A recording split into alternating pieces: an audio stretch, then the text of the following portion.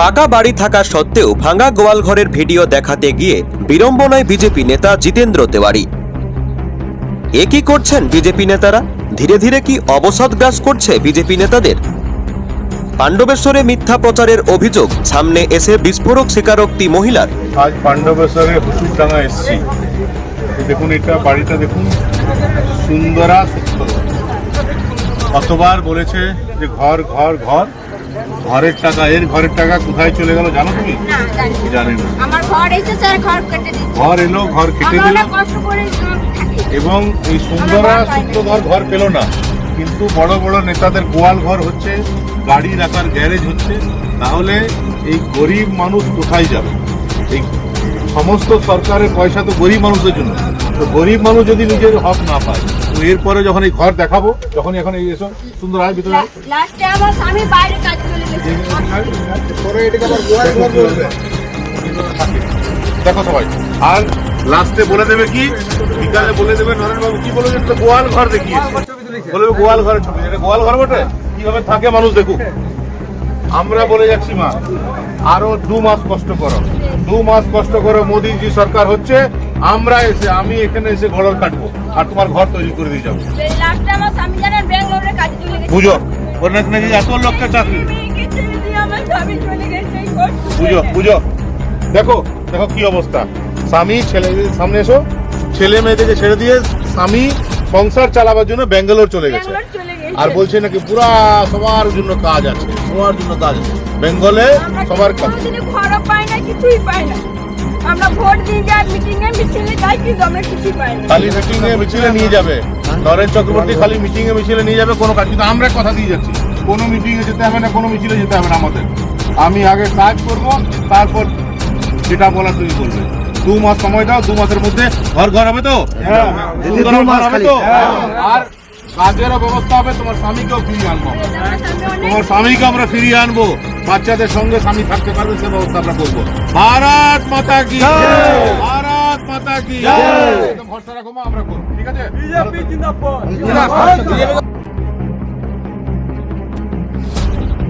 পাণ্ডবেশ্বরের হুচুকডাঙ্গা এলাকাকে কেন্দ্র করে রাজনৈতিক বিতর্ক তুঙ্গে।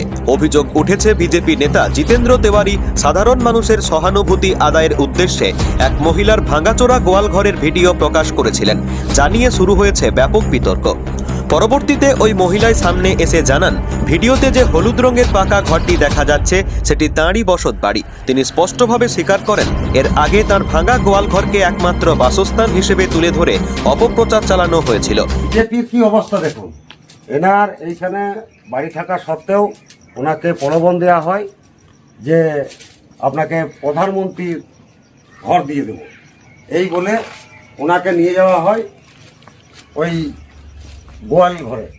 দিদি আপনি দেখান কোনখানে নিয়ে গিয়েছিল। এই দেখুন, গোয়াল ঘরকে নিয়ে আসে এবং এইভাবে ভিডিও করে, এইভাবে দেখানোর চেষ্টা করে যে এনার ঘর নেই। আপনারা একটু এই গোয়াল ঘর, এই দেখুন এখানে গোবর, এই দেখলেন এই গোবর রাখা আছে, এটা যে কেউ বলবে গোয়াল ঘর। এনাকে এই সকল মানুষকে এই সকল প্রতিশ্রুতি দিয়ে বিজেপি যে চক্রান্ত, আজ আমাদের এই পাণ্ডবেশ্বর বিধানসভার মানুষ জেনে গেল যে বিজেপির কি চক্রান্ত, কি করে ওরা মানুষকে ভুল বুঝিয়ে এই সকল মানুষটা মিথ্যা প্রলোভন দেখিয়ে আপনারা এই মানুষকে দিয়ে ভুল বার্তা আপনারা দেখানোর চেষ্টা করছেন সরকার বিরোধী। আমাদের নরেন্দাকে আপনারা পারবেন না কালিমা লিপ্ত করতে, জীবনে পারবেন না। এইখানে মানুষের এইখানে ভিতরে ঢুকে আছে নরেন্দা, পারবেন না উপড়ে ফেলতে। তাই বৃথা চেষ্টা না করে আপনি আসানসোলে ফিরে যান, ওই 6টা সিআইএসএফের মাঝে আপনি মানুষকে প্ররোচনা দিয়ে রেজাল্টের দিন কি করলেন, 6টা সিআইএসএফের ঘেরাটোপে আপনি চলে গেলেন। বাকি এইখানে যারা প্ররোচনায় আমরা পা দিয়েছিল তাদের অসুবিধা।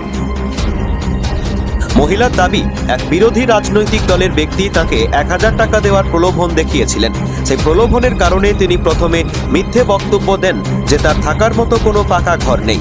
পরে বিষয়টি নিয়ে অনুতপ্ত হয়ে তিনি পুরো ঘটনার সত্যতা প্রকাশ করেন। এছাড়াও তিনি জানান, তিনি পশ্চিমবঙ্গ সরকারের একাধিক জনকল্যাণমূলক প্রকল্পের সুবিধাভোগী। এর মধ্যে রয়েছে লক্ষ্মীর ভাণ্ডার, স্বাস্থ্যসাথী কার্ড এবং তার মেয়ের জন্য কন্যাশ্রী ও রূপশ্রী প্রকল্পের সুবিধা। কথোপকথনের শেষে ওই মহিলা জানান, আগামী নির্বাচনে তিনি মমতা বন্দ্যোপাধ্যায়ের সরকারকেই সমর্থন করবেন। হ্যাঁ, এই ঘরটি আমার।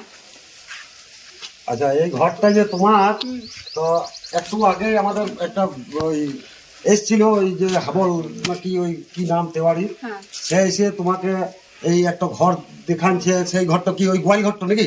এইগুলা দেখুন। আচ্ছা আচ্ছা, ওইটা গোয়াল ঘর। এইদিকে বলা মানে হচ্ছে গোয়াল ঘরকে দেখাই, তোমাকে বলেছে যে ঘর পাও নাই। আচ্ছা, এই তো যখন তোমার ঘর, নিশ্চয়ই দিদি তো তোমাকে তাইলে এত সুন্দর ঘর থাকলে তো আর ঘর দেবে না। না, ঘর দেওয়া যায় না। তো তুমি হঠাৎ করে তাইলে ওই যে বিরোধী দলের লোক এসেছিল, তার টাকা কেন বললে? তো আমি আমাকে 1000 টাকা দেবো বলেছিল, তাই জন্য আমি বলি ফেলি। আর সেই লালসা আমি বলি। আচ্ছা, মানে তোমাকে ও কি বললে আর বলো? 1000 টাকা দেবো, সেই বললে, সেই লোভে আমি বলে ফেলেছি। আচ্ছা, আর টাকা দেবো করে তুমি বলে দিয়েছো। আচ্ছা, দিদির কোনো কিছু ফ্যাসিলিটি তুমি পাও? হ্যাঁ, পেয়েছি। লক্ষ্মী ভান্ডার পেয়েছি, আর স্বাস্থ্যসাথী কার্ড আছে। বাহ। আর আমার মেয়ে কি বলে কন্যাশ্রী, রূপশ্রী, এগুলা পাই। এখন আমার মেয়ে পড়ছে। তাহলে আগামী দিনে যখন আমাদের ভোট আসবে, ভোট তুমি কাকে দেবে? আমি মমতাকে দেবো। এই প্রসঙ্গে পাণ্ডবেশ্বরের বিধায়ক তথা পশ্চিম বর্ধমান জেলা সভাপতি নরেন্দ্রনাথ চক্রবর্তী জানান, প্রাক্তন বিধায়ক তথা বিজেপি নেতা যেভাবে এলাকায় ঘুরে নোংরা রাজনীতি করছেন তা খুবই উদ্বেগজনক। একজন মানুষ, যিনি বা যার একটি পাকা বসতবাড়ি রয়েছে, তারপরও তার গোয়াল ঘরকে দেখিয়ে নোংরা রাজনীতির খেলায় নেমেছে বিজেপি। যেভাবে বিজেপির নেতারা পাণ্ডবেশ্বর জুড়ে তৃণমূল সরকারের নামে অপপ্রচার এবং সমাজে ভুল বার্তা ছড়াচ্ছেন, সেটা আইনত অপরাধ বলে মনে করছেন শাসক শিবিরের একাংশ, এবং আগামী দিনে এ ধরনের অপপ্রচারের বিরুদ্ধে প্রশাসনিক দ্বারস্থ হওয়ারও নিদান দেন পাণ্ডবেশ্বরের বিধায়ক তথা পশ্চিম বর্ধমান জেলার সভাপতি নরেন্দ্রনাথ চক্রবর্তী। দেখুন, এটা খুব নোংরা রাজনীতি।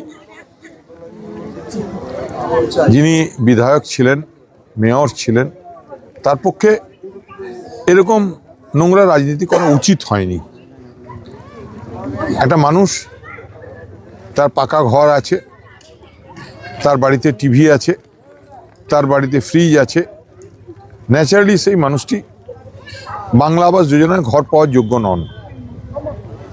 এবং আমি মনে করি ওই মানুষটি কিন্তু সৎ,